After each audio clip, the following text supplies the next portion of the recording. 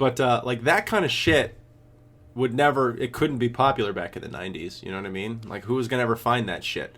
Yeah, honestly, it was a time where like music didn't know what to give us, so it just gave us whatever it had, and that's why there were so many one-hit wonders. Everybody had one song, and it was like, that's all we need from you, thank you. And now you have like artists, you have for better or worse people like Taylor Swift. We're building a canon, but like name me someone from the 90s who's not dead from heroin or self-inflicted gunshot wounds, or both. Seal.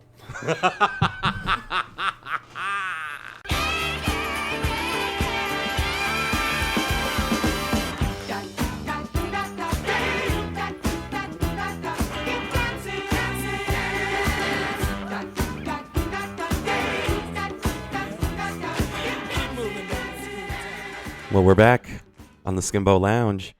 Hey, all you cool cats and kittens. Carol Baskin didn't kill her husband. I am Alex.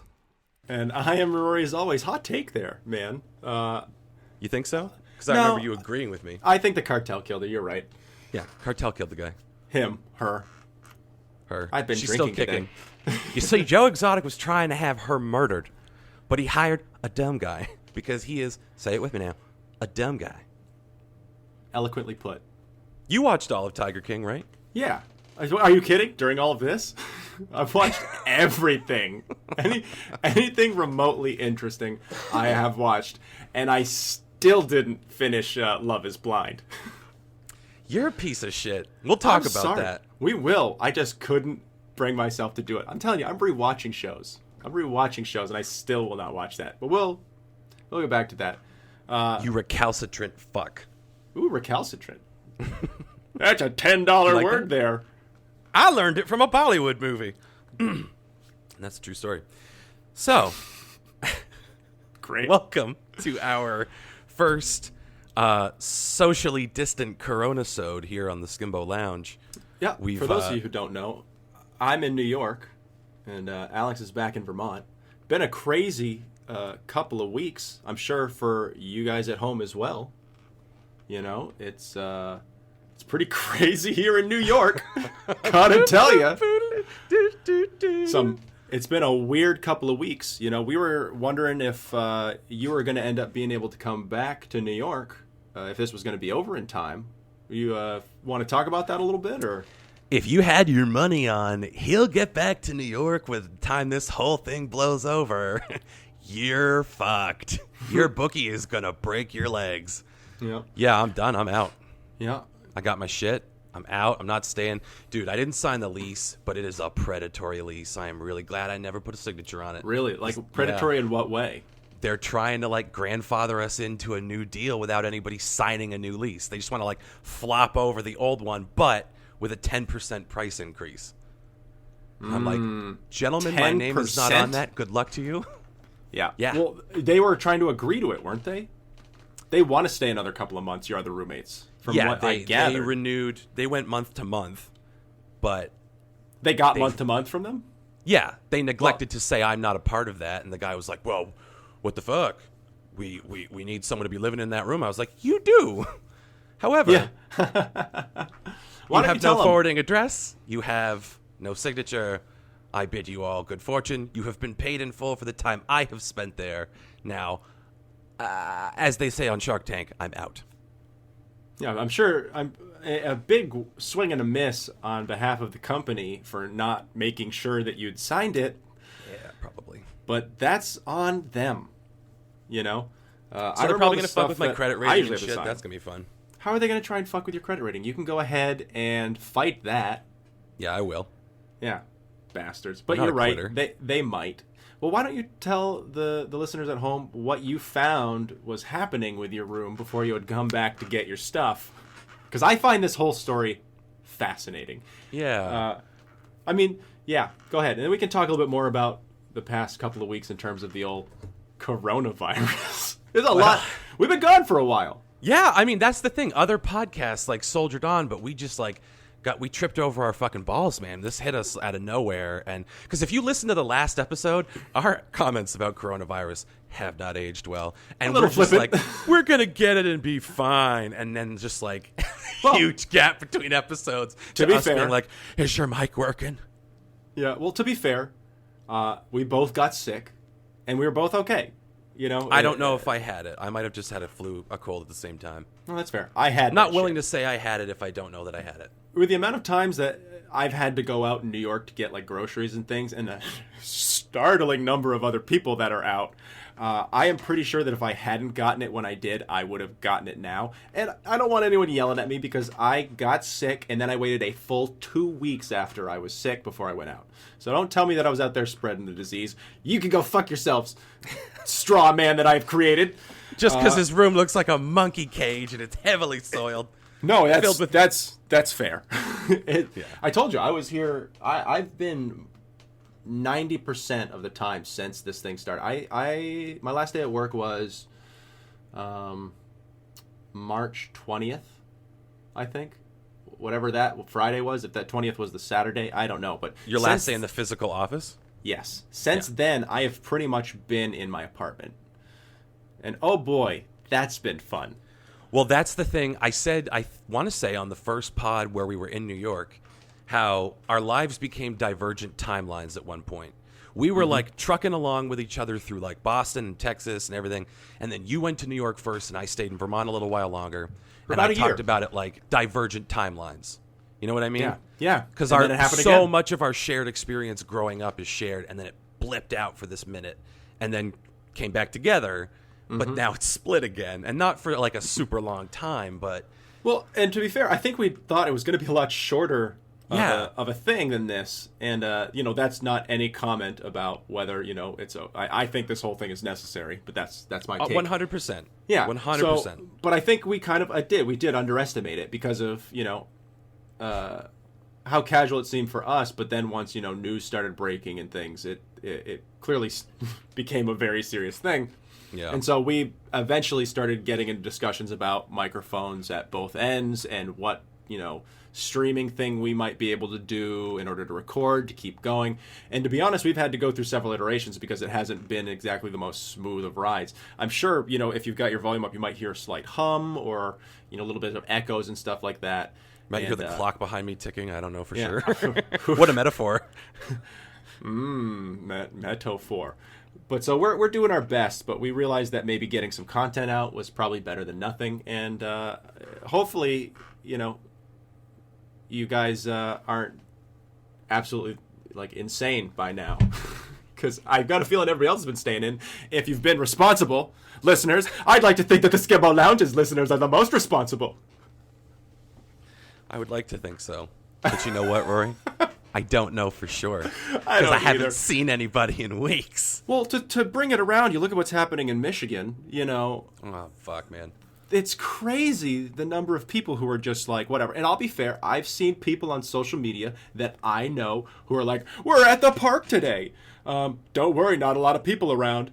And you're like, okay, that's fine. I can understand going for a solitary bike ride. But like, example today, I was out getting groceries. It was beer. And and actually for the first time I found toilet paper stocked. And so I bought the shit out of some toilet paper. I didn't. You can throw that t-shirt away now, dude. You're ready. It's been a bandana. Thank you. But so I went out and finally like that. But so you see people at the store and I see these two women who are clearly friends. And there's the social distancing lines everywhere. I'm sure that's happening everywhere else. Oh, yeah. So everyone's waiting in line and they're 6 feet. And these two women are waiting side by side. And I look at them, I'm like, you guys are friends, not relatives. So you guys went shopping together? It's like, no, we're both fine. What the fuck? See, we've only both been to Johnny's house, and he's only ever been over to Isaac's and Naomi's. I don't know why I'm using all Jewish names for them either. That's weird. Mm-hmm. Yeah, well, it says a lot about you. Oh, my God. I'm a pro-Semite. I'd like their names to be more prevalent in society. Oh, interesting spin, Mr. Koch. Listen, I'm the biggest advocate the Jewish people in this country have, okay? You're not going to find a better spokesman for them than me, even though I'm not Jewish. You heard that, listeners.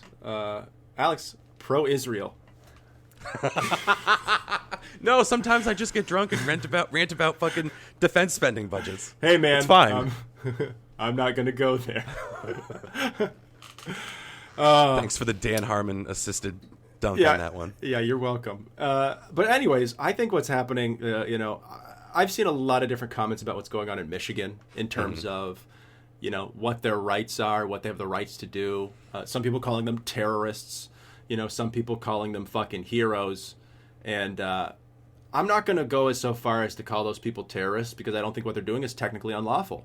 I think storming the building with assault rifles is a little extreme, but technically you're allowed to have them. I think what it is blatant intimidation, though. Yes. 100%.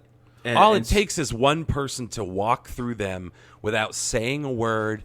If they try to block you, you just go, you can't keep me from a public building any more than anyone can keep you from it. You can't use your weapon to intimidate me. What are they going to do, hit you with the fucking butt of the rifle or shoot you? Because then the government drone they're afraid of is going to fucking frag their Maybe? ass. Well, see, that's the whole thing that always bothered me about the pro-gun argument. Like, don't get me wrong. I don't have a problem with Americans owning guns. I think that when you see arguments coming out of, like, California, we're like, I can only buy a gun every 1 or 2 months. This is tyranny. I'm like, you fucking assholes, If it's that special, truly, then it's worth waiting for, you piece of shit. Yeah, and there's all the arguments about how easy it is to modify rifles to make them automatic or to make them fire in ways that are automatic. That does honestly scare me a little bit. And when you see people like that, claiming their rights while coming in a clear force that is to intimidate legislators into voting a certain way, and then arguing that that is part of your rights, I think that's a really scary path to go down. And we've gotten there. It's not even a hypothetical anymore. That shit just happened. Yeah.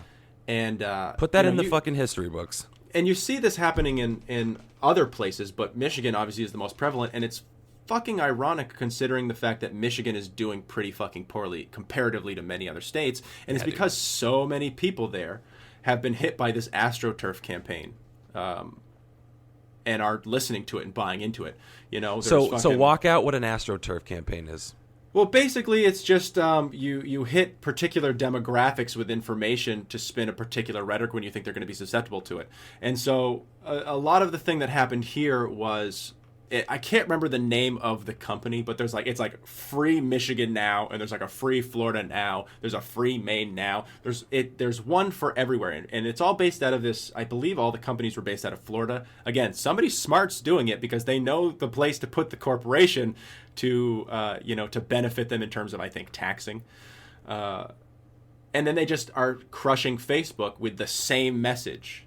It's a copy paste thing, and it hits all the emotional hot buttons of what you think someone who would see this as tyranny would want to hear, and then you just crush it across all of these honestly conservative, demographics, and so there's these little movements, and you'll look at some places where it's like 12 people showed up. But it just so happens that Michigan was particularly susceptible to this, and those people all stepped out in force. And now I actually was discussing something with a guy online, and it shows just how far this sort of kind of misinformation goes about the rhetoric anyways. And he was making the argument that, look at Sweden, I believe he said.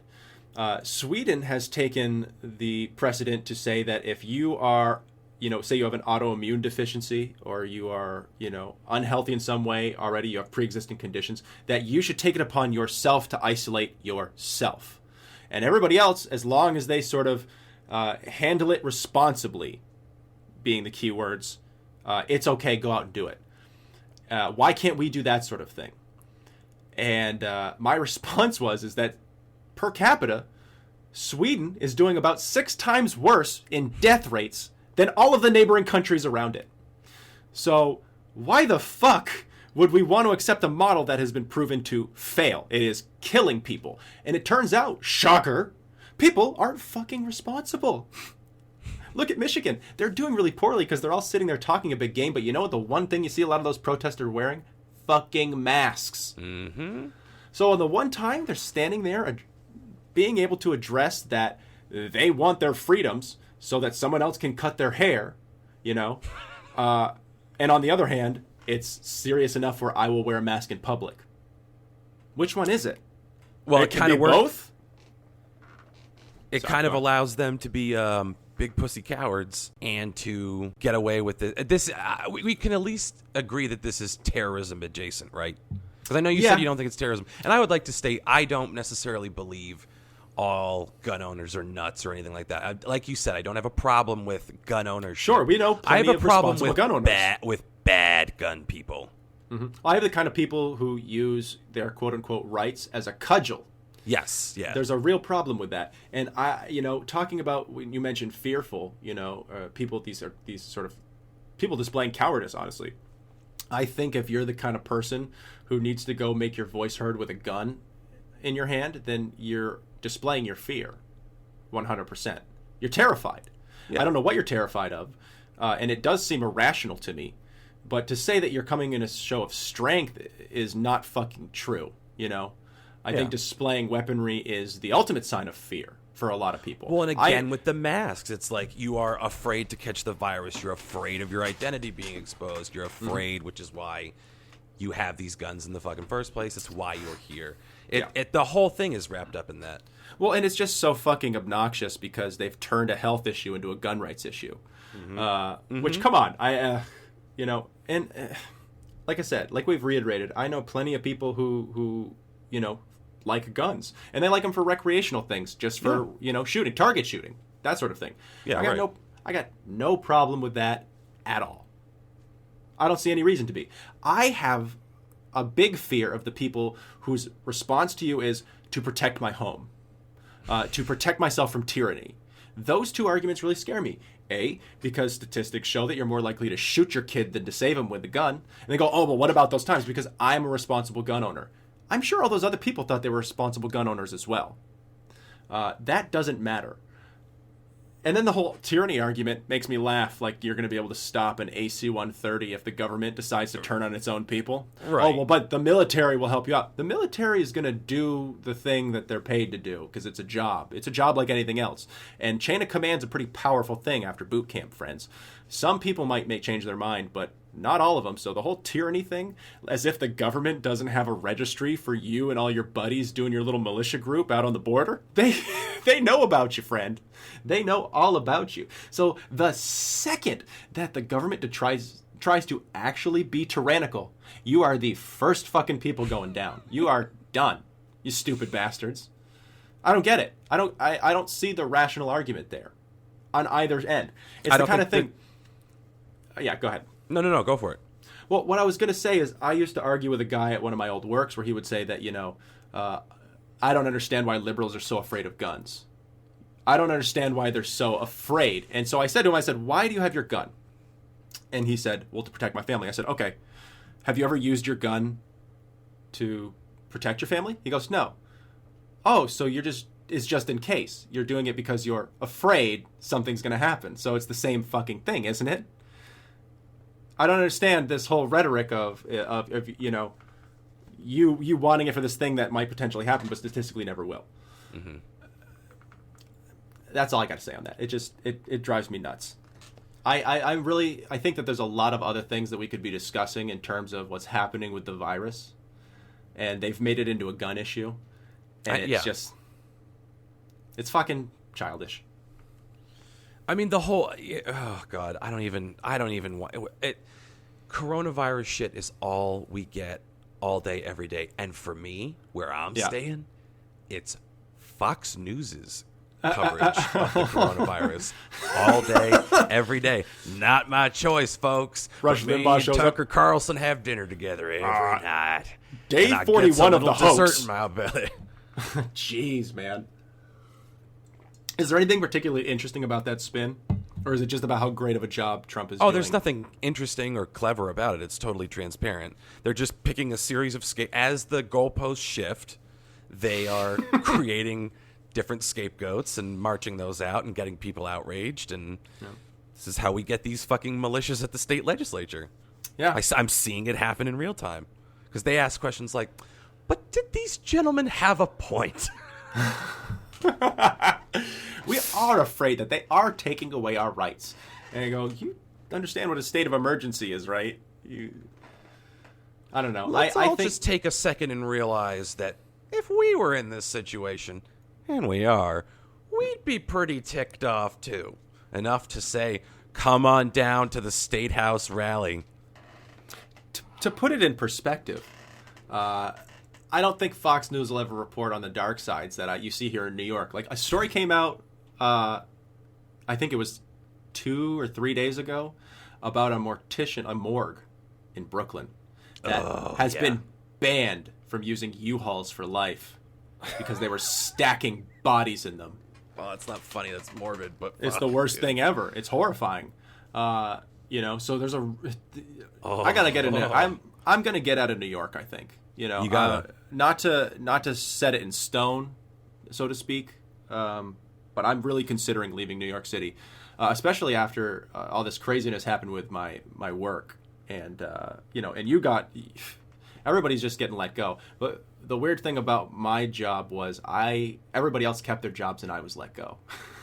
I was gonna say earlier when you were like my last day at work, and I wanted to use that as the segue to get into this. Let's dig in. This is a sad, fascinating story of the coronavirus landscape in corporate America. I've never been on the receiving end of something like this before. I just want to stress, forget it. I'm going to try and keep this as succinct as possible. It's a bit of a long story, but it's pretty depressing, and I don't want to bring you down at home too much. So, as this whole thing started, I got a contact one day from my company on a Friday, and they told me that the people who didn't have, the kind of jobs they could do from home, we were going to get temporarily moved into other departments. To help sort of pick up the slack from home. And so they told me at first that they were going to be moving me into a support position. And that can mean a bunch of different things. So I assumed they were going to be moving me into IT. And what they told me on Monday at 8 a.m. when I began, it was customer support. They had already scheduled a bunch of training for me. There was a bunch of videos I needed to watch. And so the first thing I did when I asked was, I'm just curious if there are other positions out there that the company needs help with, because customer support isn't exactly one of my strong suits. So we talked about that a little bit. They said, why do you think that is? And I said, well, I think that customer support can be kind of immediate sometimes, and I like to build a rapport. That's why I work in facilities, because my client is sort of the company, and that allows me to get to know everybody at the company better, and you build this rapport. I prefer those kind of positions sometimes. And I actually have an interest in IT, and I'm just asking. I'm not, I just want to know if there is. If not, that's totally fine. And so, I'm going to go check and see if that's a thing. And he got back to me. I was like, no, it's not. You're going to be in customer support, which we're going to be renaming customer experience. It sounds better. And so I was like, okay, that's fine. I only have one other question. I'm just curious if, because I had just gotten a raise March 15th. So 5 days before everyone got locked out of the city and the lockdown started. And I was like, I'm just curious if I'm going to be compensated at the entry-level customer support position, or am I going to be compensated at the level that I was being compensated at in facilities? I'm just curious. And so he said, oh, yeah, no, I'll get back to you. And I was like, okay. And so he didn't get back in touch with me Monday. And Tuesday morning comes in, and I start the training. So about 6 hours into the training for me, I get a call from my boss. And my boss informs me that I'm being fired. And I go, why am I being let go? And they said, well, your new manager, the guy I'd been talking to about all this time, he'd check in and go, oh, how you doing? And I'd go, oh, there's some tough terms that I'm trying to learn, like the shorthand of marketing lingo or because what my company did is we were a marketing software company. So doesn't that sound fun? So there was a bunch of little, NTI, ISNC kind of weird things like that. And I was like, I'm having a little bit of trouble with those, but I'm just plugging away. I've had about 6 hours of training videos today. He goes, well, no, it's okay. Don't hit it too hard. There's plenty of time. And I go, no, I just my one-on-one training starts on Thursday. I just want to be as ready as I can be. Oh yeah, don't worry about it. He says he already knew they were going to fire me. Apparently, they had a meeting Tuesday morning to let me go. My old boss in my old position had woken up to the news they were going to fire me. So they let me train for 6 hours that day with the full intention of letting me go. So that's one thing. But my boss contacts me and goes, okay, so the manager that you were talking to told the head of the department that you were refusing to do the job and that you had demanded a raise. And they see that as an insult. You insulted the head of the department, and you are being let go from the company. I said, I didn't demand a raise. You guys just gave me a raise in March. Why would I do that? You're being let go. I also just got done doing 6 hours of training, and you interrupted me doing the training to tell me I was being fired. So how could I have been refusing to do the work? This is not a discussion. You're being let go. They had called me with HR on the line, who explained to me my severance, and that they would be sending me something that I needed to sign that was going to, it had all the claims of, like, I can't sue them for, any sort of anything if I were to find something, which New York is an at-will state, so right. They can fire me for whatever reason they want. They just gave me a reason and then decided that was that. But I'm not sure where that came from, that whole, like, I'm not doing the work thing when I'd been doing it for hours.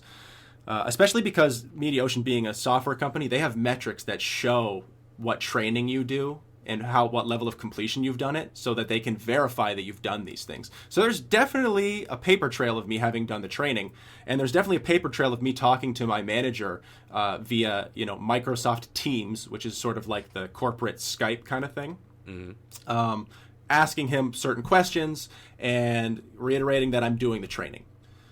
But that happened to me. They decided to just let me go, and then I read an article by a tech company or a magazine, an online magazine that does reviews and articles for tech companies, that Mediaocean, the company, had utilized its underused employees into other departments during the coronavirus to keep them on payroll. And then in a specific part of the article, it says that one employee had complained, which apparently I complained, and was let go to set precedent, basically. And so in their own article, it's admitted that they let me go to set a precedent to the rest of the people to stay in line.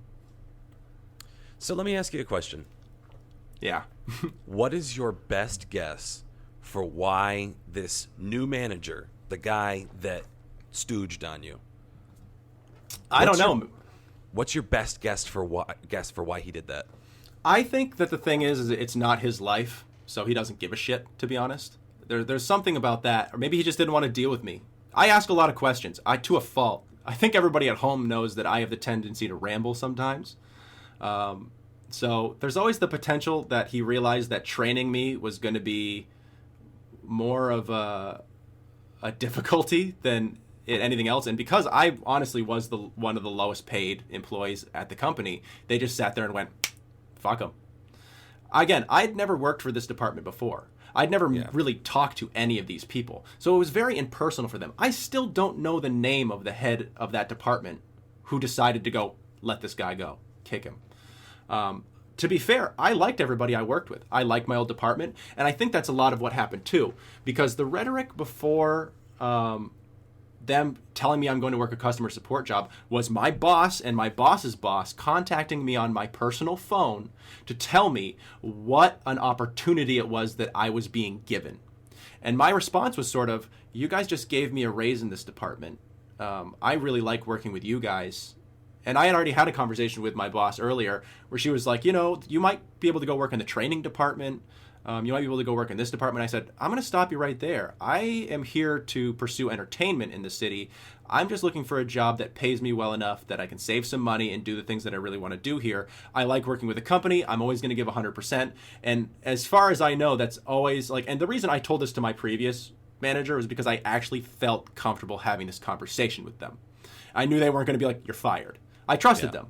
Yeah. And which honestly is why it's such a blow so much, because they A, probably couldn't do anything about it, but B, it doesn't seem like they really fought too hard to keep me around. So we talked about this, and she sounds pretty institutionalized to life at Mediaocean.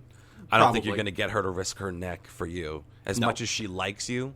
Yeah, it doesn't matter. Probably went to bat for you for the raise. Yes, no, she absolutely did. Yeah. And that's the thing, is that's what's so confusing about it. They gave me a 20% increase in my salary. Now, you don't give a 20% increase to somebody who's doing a shitty job. You give them a 2% increase to account for inflation, which that company doesn't do for certain people, and I've heard stories about that, but we won't even get into that.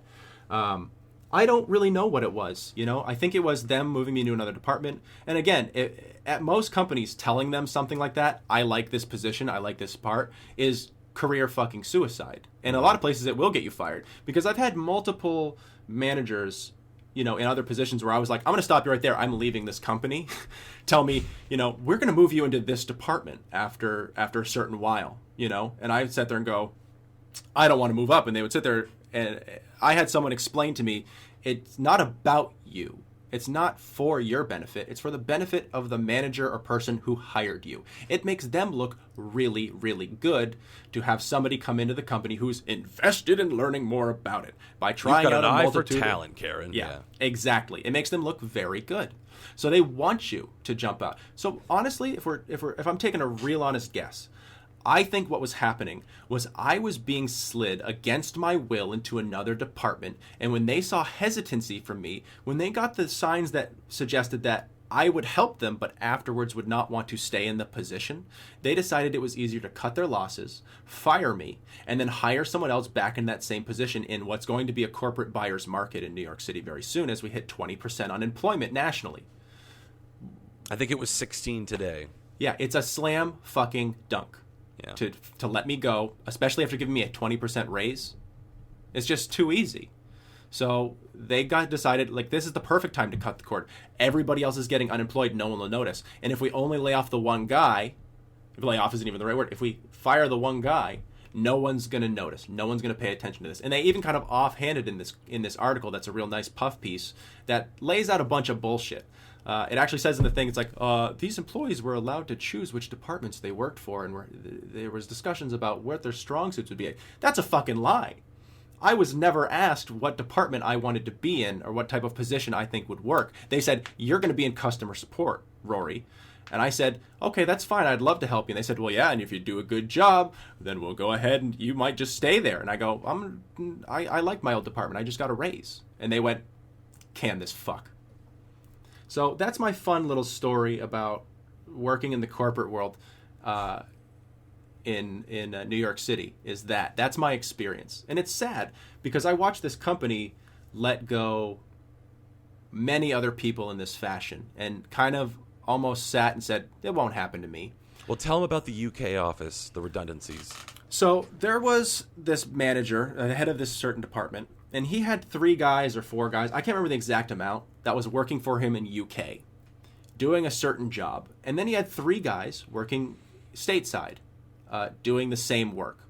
And what ended up happening was he ended up divvying up the work in such a way where the UK office would finish a certain task, and then the US office would start the same task when they woke up. And so the same work was getting done twice, which seems like a pretty big oversight on behalf of the manager. So what he did to solve it was he took a red eye Monday night and arrived on a Tuesday morning in New York City so that he could personally fire the people who worked in our office. And he came in, and there was this guy, Ron. And Ron had been working at the company for over 30 years. I talked to Ron a lot. We talked about comedians, you know, because we eventually... Ron into? Maniscalco, that guy. Sebastian Maniscalco? So, yeah. So he liked a lot of New York comics. And so we would chat about that. You know, he'd have to come back to the fucking mailroom where I worked by myself, cloistered in this little spot.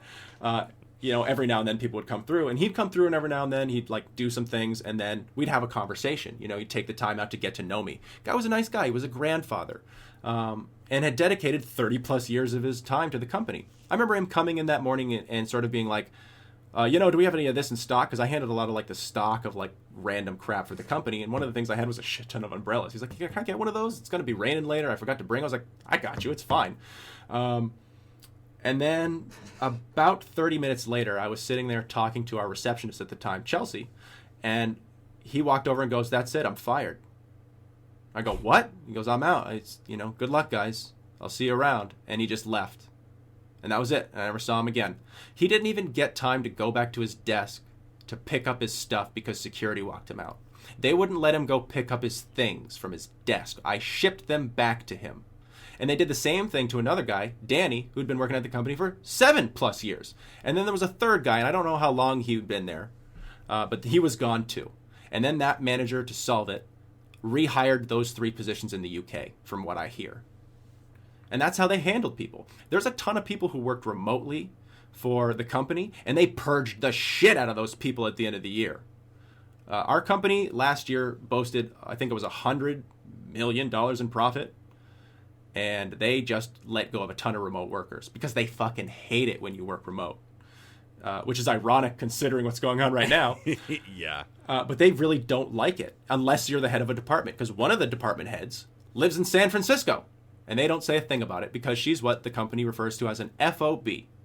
The CEO of the company, Bill, has a lot of people who work at the company who are his friends. So if you're an FOB, a friend of Bill, you do just fine. You know, there's a girl whose parents work at the parent company as managers. And so she works at the company now, makes very good money. And another girl who is dating one of Bill's friends. She does very well. She's a manager as well. There were 2 people. There was a girl, and she was dating this guy. And then they've been dating for a while, and then she became a manager. I remember a bunch of people scoffing on International Women's Day when she was talking about, like, this. They took a video and, like, displayed it to the company of all the workers and their feelings on, women's rights and those sort of thing. And when she showed up on the video, people kind of laughed because she got her job because of her relationship with that guy, who eventually got fired. Weird company. A lot of stuff going on. Let me ask you something. Were any of these people in any way qualified for these positions? Oh, sure. Don't get me wrong. But it's just funny when you're 23 years old and your first job out of college, or, your first real job out of college pays you $60,000 a year. There's something really interesting about that, and it's one of those things where when you're sitting there being like, well, this thing that this person does really stresses me out. And the response is, yeah, well, you might want to be careful. You can't really complain about that person, because if you complain about them, it's going to get back to someone who knows who they are. So how much interaction did you have with any FOBs? Oh, one of them was the person who helped set up the podcast. I set up, I helped teach her how to use I gotta put this kind of caveat in there. She's a really nice person, and she's good at her job. And they treated her like a bit of they put her through the ringer at first. They gave her all these responsibilities, and she had no clue how to do a bunch of this stuff. So she ordered a bunch of equipment, and I taught her how to use, how to set the levels and how to set up the equipment. And we ordered a camera for her so that they could record the thing. And I got a 1 or 2 sentence thank you. And then I got fired. It was one of those things where I sat there and went, I did all of that for no thank you to help the company out, and then I got fired for a what have you done for me lately? It's hard for me to fathom, because I gave myself nerve damage when our company moved down to downtown in the financial district, because we used to work in Midtown, and they moved the whole office. And I put a lot of that shit on myself, I gave myself bursitis in my right hip and perineal nerve damage in my left leg, and I did that, and I didn't complain, and I took a little bit of time off after the move had happened, and I busted my ass. They gave me a bonus for it, and then they gave me another bonus in March because of what good work I was doing. And then 2 weeks later, I was done at the company because of a manager who didn't know me, didn't know what I'd done, and didn't care. So, yeah, I've met some of the, long story short, I've met some of the FOBs. And some of them are really nice people, but they're completely unaware. Mm-hmm. That's the world where when you've got a multimillionaire who's your buddy, and your parents are rich, and, it's hard to put into perspective for somebody who's never had that. Right. I don't have that perspective. So they're very nice people, but they seem blissfully ignorant of the fact. You don't understand, though. It's a lot of work. And it's like, okay, great. But you realize you're on track to be making 6 figures by the time you're 30, right? And there's this other girl who's a friend, and she's the head of a department. And again, she's living out in San Francisco. She's making 6 figures. She's like 28, 29. It's a weird corporate culture. It's a weird thing. And I'm not saying that a lot of those people aren't hard workers. That's not the point. The point is that there's a lot of other hard workers who will never get those opportunities, and I feel like none of those people recognize that. So would you say that's an accurate representation overall of Mediaocean? You know, you look online at reviews of the company, and the one thing that universally comes through on a lot of the negative reviews are that the management is sort of duplicitous, that they are kind of in a world of their own, and then they don't really listen to the people who work below them, and that stepping out of line sort of gets you canned or gets you in trouble. You know, there's a lot of unhappy people, but then you see like a lot of the fluff things that are obviously written by sycophants or people who got out alive and moved on to better things, and you can't diss the company you came from. Don't bite the hand that feeds you, because no company's going to hire you in the future if you sit there and rack on the company before you. I'm fine with it because they fired me, so it's not like I'm going to get a great review anyways. You know, my manager will probably be nice enough to give me a good review because I did good work for her, and she's a pretty stand-up person. Again, I can't reiterate. It's a weird dynamic because I liked my job at a certain point. It was hard because until they gave me that raise, I was struggling in this city. I was not saving money. I was pretty much treading water. And then they finally gave me that raise, and they said, and I knew they fought for it. And so I really appreciated who I was working for. Knowing that I was in a den of snakes for the rest of the company. I knew that a lot of the other people had a hard time because their managers didn't care about them. So it's a weird dichotomy between the two, I guess. I don't know how else to describe it. If none of this had happened, I'd still be working for them. But I asked too many questions, I guess, and it screwed me. But do you honestly think it was because you asked so many questions? Because, please understand, I'm not trying to be a dick. I'm trying to, diagnose the situation when I say this. Of course. No, be a dick. You asked what I think are reasonable questions about compensation, the move, all of this, because, for all the reasons you listed, you like the position, you're kind of being moved around without any say because it makes someone else look good. You're getting swept up because of the circumstances of the pandemic and remote work. You're getting swept up in these changes where there's no precedent for this. Well, there's no precedent, and there's also no say on my end. Right. But yeah, go on. Yeah, exactly. You're drawing a paycheck, so now you're going to earn it. But you're going to do something for the company instead of us just paying you to stay at home, which was what had happened for a little while. Because, I got furloughed right out of the fucking gate. Mm-hmm. Blink Fitness was like, trainers, goodbye. Have fun, y'all. We hear virtual trainings popping off right now. Mm-hmm. But you were still on for a while before I remember you texting me and saying, they're going to try to move me into a remote position, and I think they want to make it permanent. And I was like, okay, well, I remember saying to you, I see where their head is at, but it's a little fucked up that it's going to have reverberating effects for after this, because I know you were pretty psyched. You got your raise, you got the bonus, you felt like you were developing a rapport with people there because you were there for a while. You were there for over a year, well over a year, almost 2. Yeah. And it's one of those things. Again,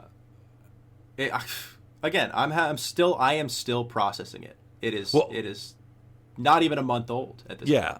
And not to again, this is where the dick part comes in. So you asked reasonable questions for all the reasons we just stated. But I also know you really well, and I know you when your back is to the wall and when you're frustrated, and I can see where you probably copped an attitude with the dude. Possibly. Not like a child, but you stand up for yourself, and I think some people don't know what to do with that, and it comes across as unchecked aggression, I think, sometimes. Well, I am sure that at a certain point I insinuated to him that I saw it as a temporary position. And I feel like that's a mistake. You can't do those sort of things. You can't be an advocate for yourself in a company that demands submission, which is, I can't put it any better because look what happened. I mean, you can go ahead and say that's not true, but look at the facts. I definitely insinuated all the things like I have said. But the weird thing about it was, we had, like you and me are having this chat right now. This is what happened between me and my manager. Mm-hmm. We had a video chat where we sat and talked with one another, and it was downright fucking amicable. We were sitting there, we kind of laughed back and forth, and he even reiterated back to me that the questions I was asking sounded very reasonable. And that I don't have them, was his response. I just don't have those answers, so I have to go, because he wasn't the guy who could make the call. So I don't know what got lost in translation between that. He could have, I can't figure it any other way than he was smiling through his teeth at me and then turning around and trashing me. Well, because he's two-faced or he's stupid. Either that interaction was genuine and then he just, really was not listening to you at all, and then went to the higher ups, and it was a game of telephone, and they were like, he said that, fucking fire him. He's okay, I don't know what happened. Or he's a two-faced fuck who didn't know how to handle you and decided the easiest thing to do was to... I think the guy fucked you. I think you pissed him off and he fucked you. That's what I think happened. I think that's what happened too. And look, plenty of the people out there know me as well. So I'm, there's the story that I tell, there's the story that he tells, and then there's the truth. Mm-hmm. That's fine. And I'm willing to admit I don't personally, listener, I don't care if you believe me or not. Don't it's you one judge of those, him. Yeah, but it's one of those things. I know that if I made any mistake, it was to ask questions. It was to insinuate or to suggest that I liked my previous position enough where I, saw this as a temporary position. Clearly, they didn't want to hear that. They must have had some sort of different plan that they weren't kind of giving me all the information on, going behind the scene, that my words interfered with. But the fun thing about it is that, and I would challenge them to find me evidence, I would say that if I complained to anyone, it was my supervisor, Candida. And Candida's she's one of the funniest people I've worked with. We would just sit and just rag on people all the time. We just fuck with people. They'd come in, oh yeah, no, you having another lunch there? Is that your second lunch? Oh, that's fine. I mean, I wouldn't eat that. Hey, that's your choice. We would just fuck with people. So when I found out that they were trading me, I asked her, I was like, what are you doing for the company? I was like, yeah, customer service. I've left companies, Candida, over trying to push me into customer service. Candida maybe screwed me over. Maybe she said something to somebody she shouldn't have. But I don't think so, You said Candida checked in on you. Yeah. After the fact, she was like, hey, how are you doing? I was like, not great. Not great. I'm probably going to have to move home. It's like, oh, well, maybe you would get work with your sister. She's a dentist, right? I'm like, doesn't work like that. Doesn't work like that at all.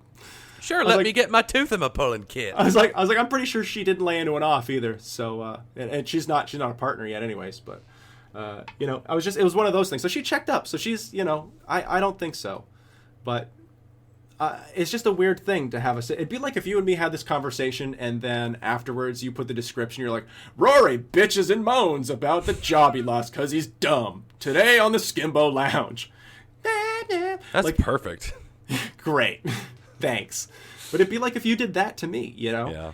It's very strange. I'm telling you, when she called me, I was floored. And then when I asked, I was like, can I be furloughed? Can you guys not pay me for this whole time? And then I can come back when it's over?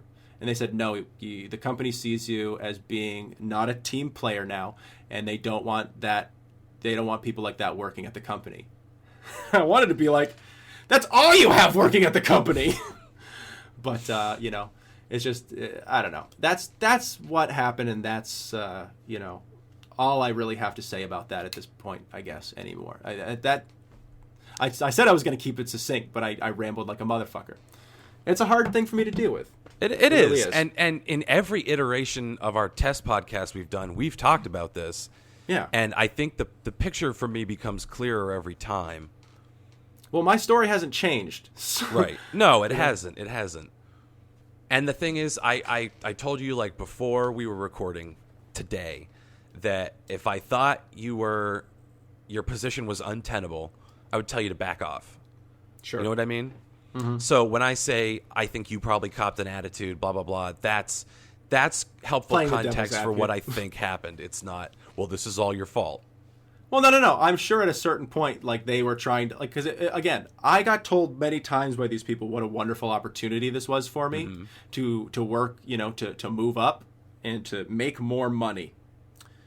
And they didn't understand that the raise they just gave me was the money I needed, and that my goal was to then start going out and taking classes at UCB, which is now defunct, and start doing stand-up that costs money to do in New York, and to start auditioning for other things, to start auditioning. and I needed the money to do it, and they had finally given it to me. And so that's all I really needed. So when they were like, this is a great opportunity, I was like, is it? And they're like, it's going to be more of this. And I was like, I don't like those type of jobs, you know, which is why I'm sure what pissed them off was me asking if there was any other department to go into. Remember, we're talking about people who have dedicated themselves. He's a manager in customer service. It's the head of the customer service department. So when word gets to you that this dude thinks he doesn't like customer service, well, why wouldn't he like customer service? What's wrong with customer service? And I feel like a lot of that just got amplified, you know, especially my being like, I don't care if I'm good at it or not. This is not what I want to do. I don't understand why that's such a crazy thing. And maybe I'm crazy. And if the listeners think I'm crazy, then that's fine. I'm sure this isn't the first time. Weigh in, honestly, for real. Like we're the Jokey Joke podcast, but I don't know. Yeah, not to bring it too heavy, but it's the kind of thing where. But we talked about it. I was like, if I was in a marriage that ended, we would talk about it on the pod. Yeah. This is that kind of thing. I gotta show my wounds. This is how we heal. But you know, it's a weird thing, especially because I think that's what screwed me over. I really do. I think it was me sitting there going, I'm in a happy place and I don't want your opportunity. not what I said, you know, verbatim, but probably the way they took it. Do you have any parting words for Media Ocean as we put this to bed? Yeah, to the head of the department, whoever fired me, if for whatever reason this one day gets around to their ears, try in the future not to be so petty. That's it. That's what I got for you. If you're willing to fire somebody over perceived slights over your department, I think you need to grow up and realize what you just let me go into what's going to be the highest unemployment rate of my lifetime. I mean, it could get worse from now, but so far, and into a global pandemic. You let someone go to set a precedent to other people of the company to pipe down and get in line. And to pretend like it wasn't partially that, you know, I think is bullshit. So if I have any parting words for them, I would say to the people that are at the company who are listening at this, get out. And to the people who will never listen to this because it's not their medium, good luck. That's what I got to say to him. There we have it. Yeah. So that's what happened on Rory's end of the timeline. Yeah. Sorry to go on and on. Why don't we go back to what happened to you? It's interesting stuff, man. It's interesting stuff. I was telling you, you were making fucking apologies yesterday, and I was like, I don't think it's weird to like get real and tell this story because it's fucked. If it was a lame ass story, and I was like, whatever, Rory, you mouthed off and got fired. It'd be one especially thing, but like, now, this is Machiavellian. Yeah. I guess now, because I feel like maybe my story isn't unique to me during this whole thing. There's probably potentially, I mean, look at, to shift a little bit, look what Ellen DeGeneres did to her staff. They were union, and she let them fucking go. She fired all of them. She's the fucking devil, apparently. She's awful. I hear awful stories about Ellen DeGeneres. There was the one about somebody who was like coming to apply for a job, and Ellen came through with a bunch of her assistants, and like one of them handed her like a type of water, and she looked at it and looked at them and went wrong, and just like dropped it or walked off. Like, can you imagine being worth the kind of money that she's worth and being a shitty asshole? And her public-facing persona is this like wonderful light and life individual. You go on her show, you have a couple laughs, you look good, you feel good. Everyone at home feels good. The dopamine kicks in when Ellen comes on. And then we come back down to earth with Dr. Phil. This is Tuesday at our house. I feel like you've watched a lot of Ellen. I resent the fuck out of Ellen. She's on at the gym all the time. She hangs out. The gym. Just interviewing Channing Tatum. Ooh, someone jumps out of a box to scare him. Can we see your abs? See, to be fair, I haven't watched a lot of Ellen DeGeneres because I'm a bigot. Okay, is that what you wanted to hear? No, you hateful piece of shit. I haven't watched a lot of Ellen DeGeneres, but from what I hear from other accounts, is that every now and then she like really fucking grills somebody in a way that they end up not really appreciating after the fact, where like she uses her show as a way to fuck with some people. You know, that's that's kind of a weird thing to do. And I get it, it's entertaining, but I just can't imagine being like, if say we're like you're a celebrity, and I get it. Oh, celebrities have such a hard time. They get on and a show and someone's mean to them. But can you imagine going onto a show like Ellen DeGeneres where you think you're going to hang out and have a fun time, maybe play a game, and she takes the 20 minutes that you're on there to make you feel like shit in front of an audience and in front of her audience nationally? Yeah, or like about something you love. Like if you're really into pro wrestling and she just brings you on stupid. And mercilessly mocks you for like your involvement with pro wrestling and belittles it. Now, don't get me wrong. Fuck WWE. Fuck Vince McMahon. Fuck Terry's Buffalo Chicken. Fuck Corn on the Cob. Fuck the Moon. Fuck you. Fuck me. Fuck everyone. Hey! Corn on the Cob is delicious. The Cob is not the issue, Dottie. You butter it up and some salt. Where was I even going with that? Something about Ellen and I... You got mad. You went. I got swept up in the fuck yous I did in Alex Jones. You got mad at the wrestling. Shit bringing someone on to embarrass them for something they love. That's the kind of thing she does. Like she had millennials on at one point and was like, "What's this?" and points to a rotary phone. And clearly, you were going to say rotary phone. Yeah, and this clearly this poor chucklefuck has been coached, and they're like, a zucchini peeler, and the audience laughs hysterically, and Ellen just goes, "Oh yeah, show him how to peel a zucchini with this," and you just see the pain in the kid's eyes because it's like, I know it's a phone, you can't peel vegetables with this, Ellen. Don't make me look stupid on TV. And Ellen just looks at her. You signed the contract. Try to peel the zucchini with the rotary phone. Who out there is good with Photoshop and wants to put Palpatine on Ellen DeGeneres' body? Anyone? Strike No? me down. Do it. It's just weird, man. And again, I've been watching a lot more television and movies.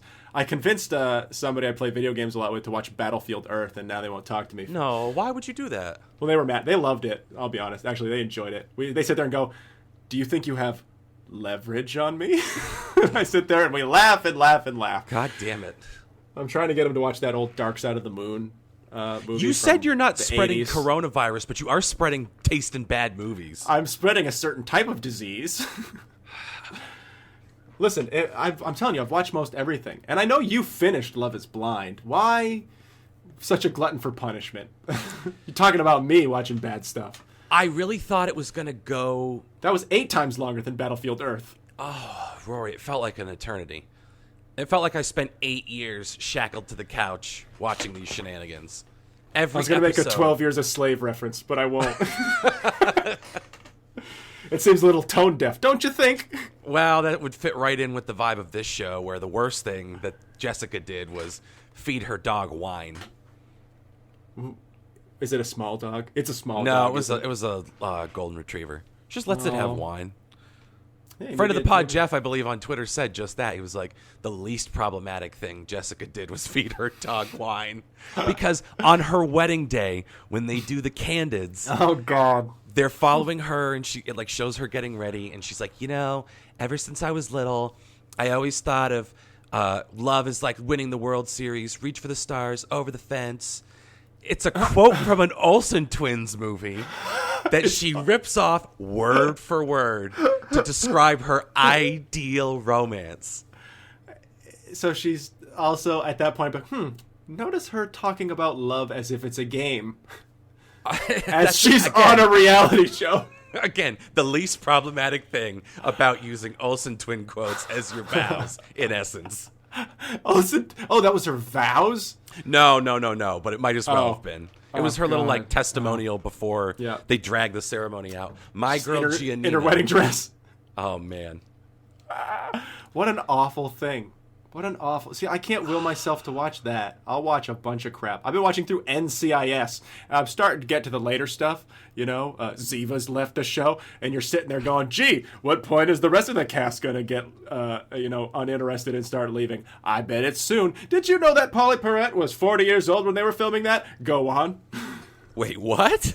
Yeah. Do you know who that is? The chick who runs the goth. Yeah, the goth. Yeah, she was lab tech. She's like 50 right now. What the fuck? Yeah. Looks great. Good for her. She's like one of those, like, I'm never going to die, super, like what Jennifer Aniston looks like. One day someone's going to crack a mirror in an attic and... Ah! He's gonna disappear.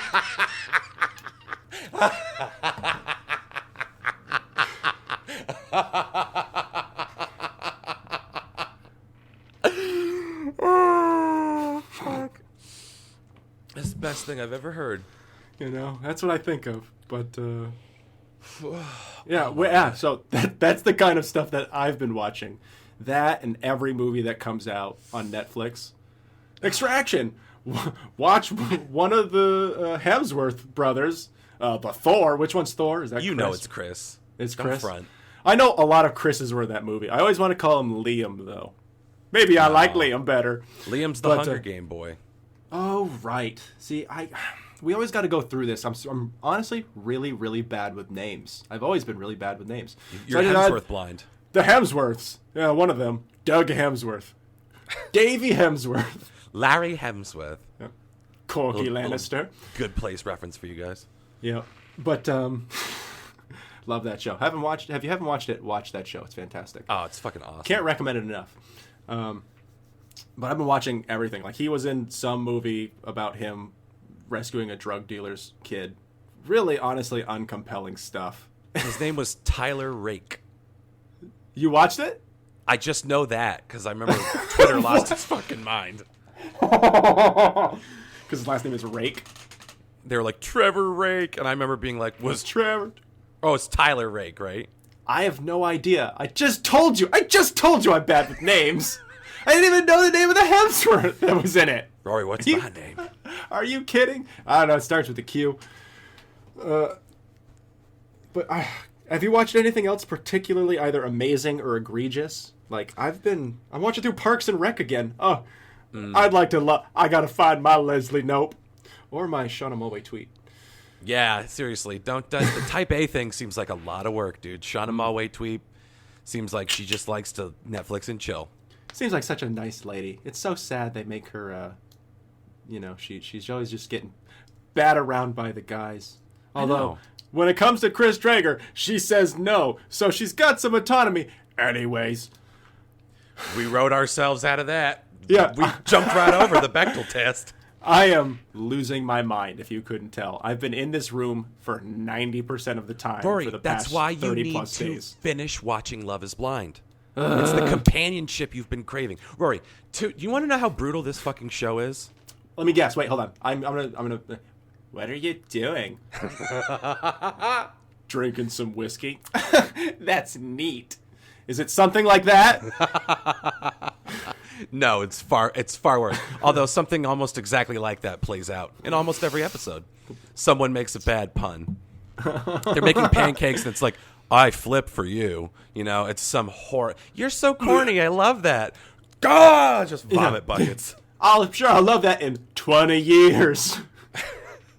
Why did you put olives in the pancakes? This is fucked up. It's because I want you to die, Karen. I break you, insensitive asshole. I want us both to die. I'm going to end up on one of these shows in like the ultimate form of irony in like 10 years. Rory, we should try to get on to Love is Blind. Love is Daggered, where they cut your eyes out and you have to live the rest of your life. Because it turns out no one from the first season stayed together. What's the deal with that? So we're going to carve them out of your skull. Sign the waiver. Like, maybe I should. I'm going to start trying to audition for every reality show I can find. I think you should. What kind of character do you think that you could bring to Love the Special Relationship Season 2? Well, I promise to drink most of your whiskey, if not all of your whiskey. I promise to throw up on camera. Ooh, interesting. Write that down. Check. Because that's all I would try to do. I just try to dry heave as much as I could. I really think that Beth was... She was, I liked it when we went to the park. Beth, you just make me feel so... Ruin every single shot. Getting this guy on here was a big mistake.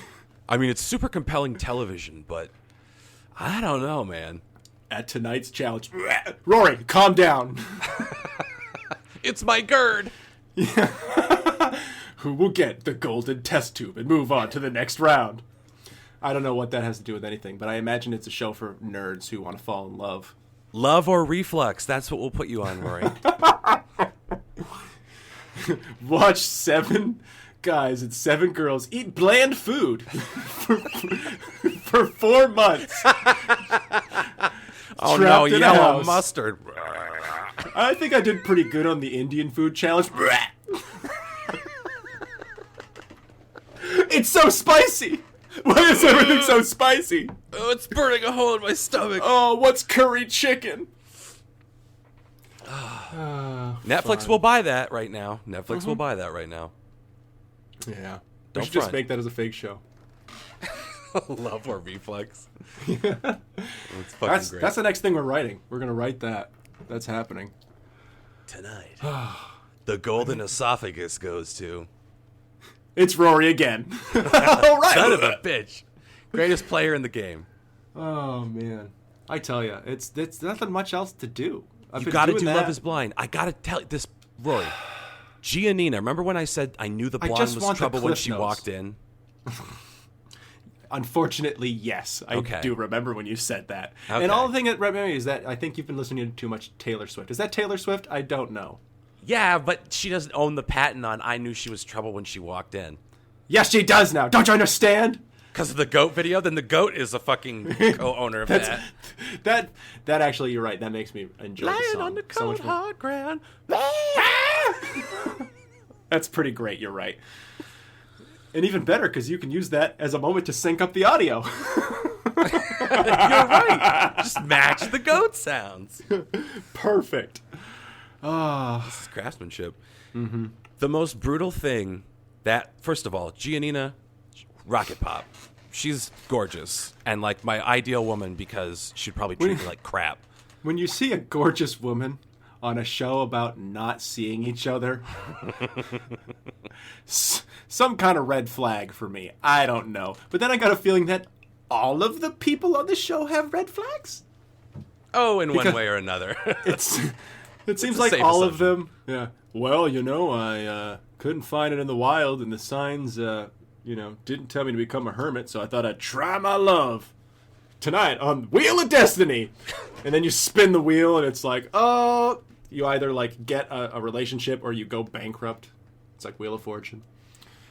They take you have to spend a night alone in a room with a wolf.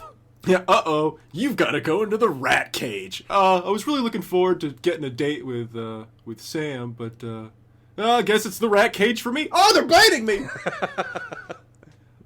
No one's fed these rats. Which one of you is the leader? Yeah. I mean, but let's be honest. It wouldn't be entertaining to end up in the rat cage if they had fed the rats. So, of course. Or cleaned you have a bunch of sated rats crawling around on their fat bellies. That simply won't do for good reality TV. I think we can all agree on that. And if you can't, I don't want to hear it. I don't want to hear it. You don't know what you're talking about. You don't know good reality TV. And you've probably never seen the glorious Dutch angles of Battlefield Earth. So, can you imagine merging the two? Your move. A dating show shot like Battlefield Earth. With nothing but Dutch angles.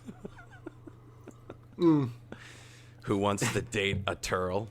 They get through half of the first episode and it gets canceled. They can only afford half the episode. Well, I really think that it just cuts out. Netflix is like, we bankrolled what? We gotta stop this. We lost how much? Fitzgerald who? I'm gonna start pitching them ideas, I guess. Adam Sandler is a tree. And he gets chopped down by Lacey Chabert. Good pick. I like it. It's like 8 Crazy Nights, but with a lot more acid. Yeah, sounds good. Rory. Yeah. This is my last pitch to get you to watch Love is Blind. I think you need to finish it. You started a journey. You need to finish it. You need to see. If nothing else, you will learn a lot about me if you watch Love is Blind. That is the most depressing statement I've ever heard from you. Yes, it is, Rory. Yes, it is. It's by design. Because you need to meet Giannina Milady Gibelli. I watched and understand the hell that I'm trapped in. I watched the first episode with you. I get it. I know she's going to be terrible.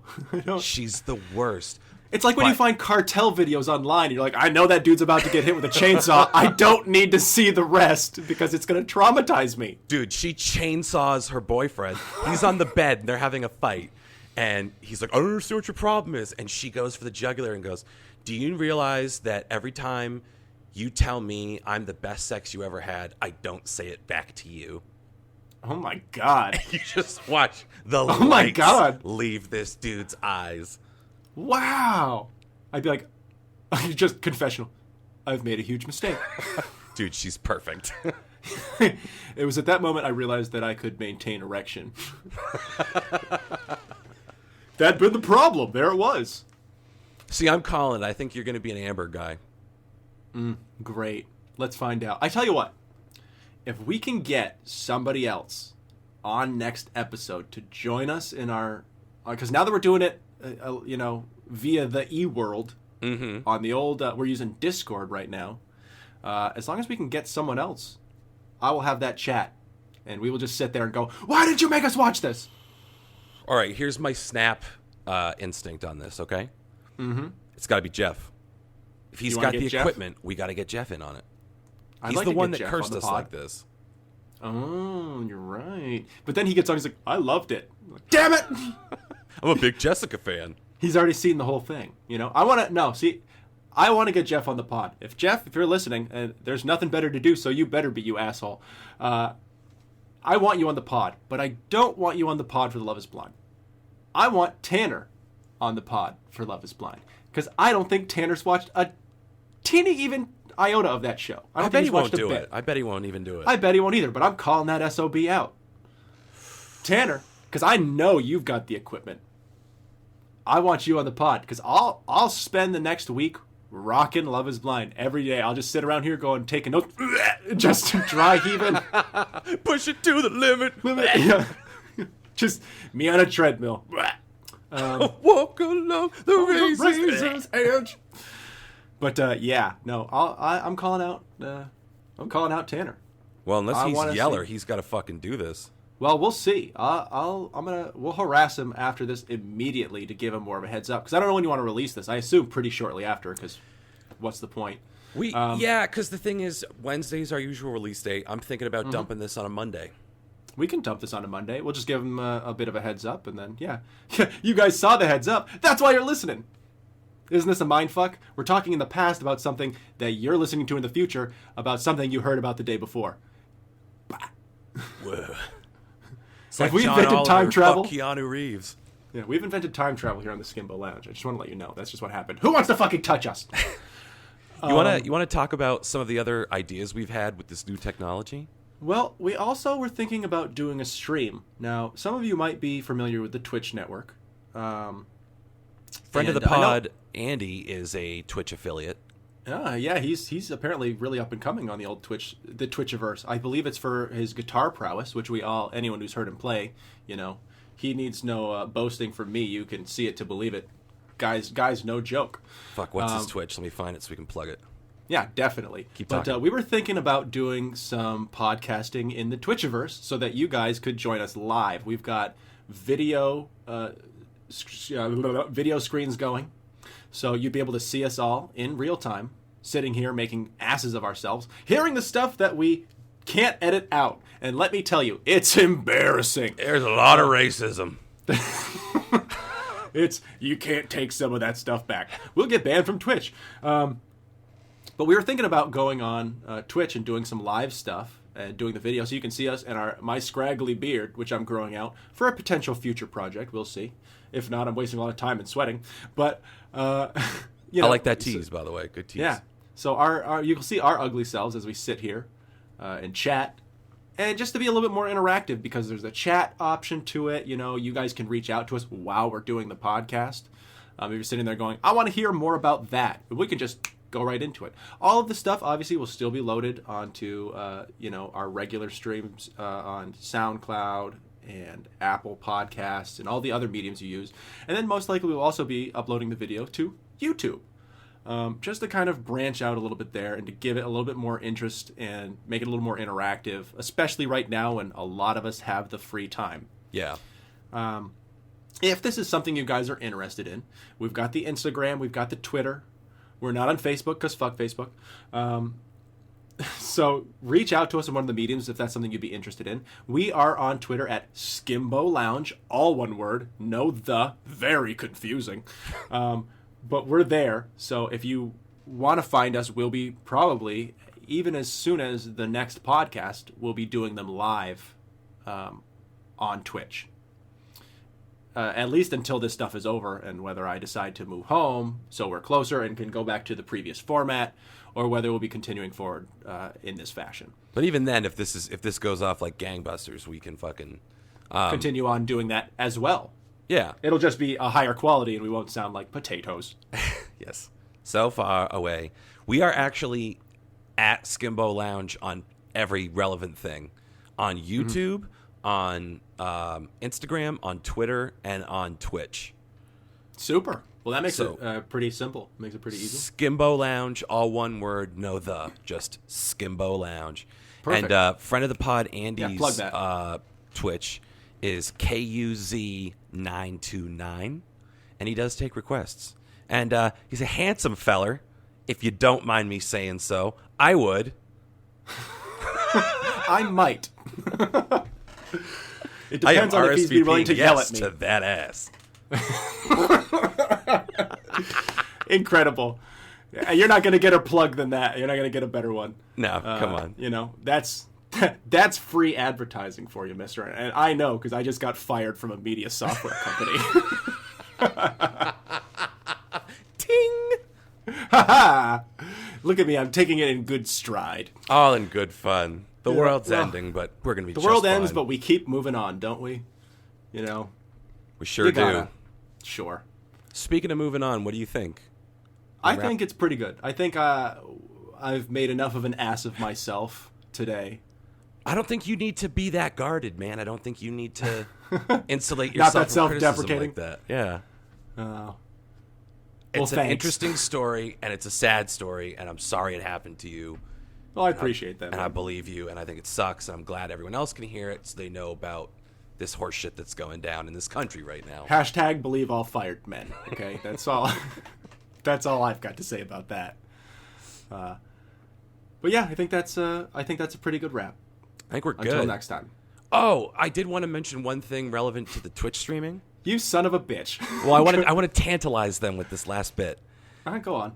We've been talking about doing a live stream, but not just a regular old live stream.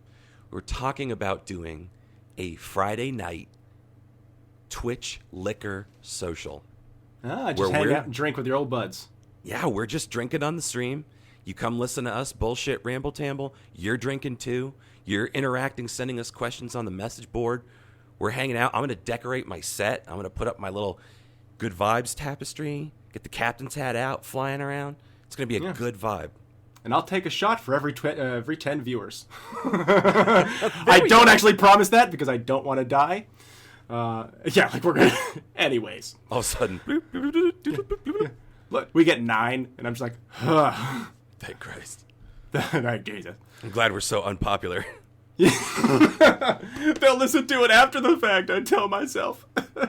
I never drink, so for anyone that misses drinking with me, and I don't know why you would, but it's gonna if get you messy. miss it, yeah, it's going to get regal. I'll pour whiskey down my beard. You have a majestic Van Dyke going right now. It's good stuff. Oh, yeah. I got this great. It reminds me, like, if I were to shave it, and have you ever seen that Jean-Claude Van Damme movie where he's in prison? And he starts losing his humanity, and he cuts it into a goatee and then slicks it all out, and he looks like a real asshole. I feel like I could do that really well right now.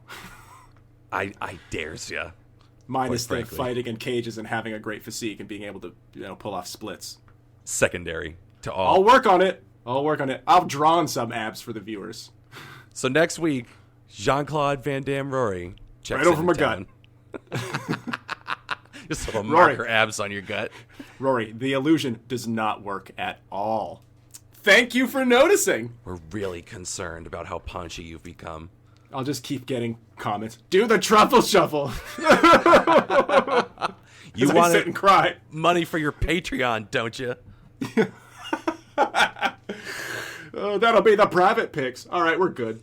All right, yeah, that's enough. So thanks for tuning in. It's good to be back. We'll see you in a million forms sooner rather than later.